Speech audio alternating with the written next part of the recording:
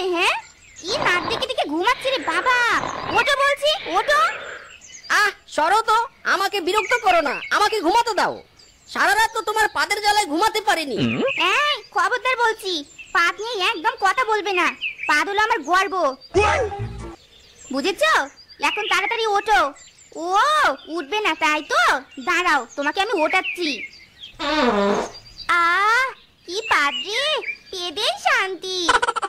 ইস, কি গন্ধ রে বাবা। আচ্ছা বউ, তুমি এত পাদ মারো কেন? তোমার পাদের কি গন্ধ রে বাবা? পাদের গন্ধে বমি চলে আসে। ওয়াক ফু। কি করবো বলো, আমার পেটে যে ভীষণ পাদ জমা হয়ে থাকে। পাদ মারলে আমি একটু শান্তি পাই। কি শান্তি গো। ওগো তুমি খেয়ে নাও। ওরে বাবারে, গেলাম রে, পাদের গন্ধে মরে গেলাম। ও খাবার তুই খা, আমার পেট ভরে গেছে। ওরে বাবারে, বিয়ে করে এখন পাদ মারা বউ আনলাম, যখন তখন পাদ মারে, পুরো বাড়ি পাদের গন্ধে ভরে গেছে। এই পাদের গন্ধে বাঁচবো কেমনে মাইরি?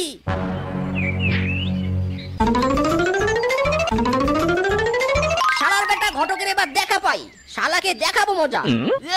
নার ভুড়ি বেরিয়ে এলো বুঝি।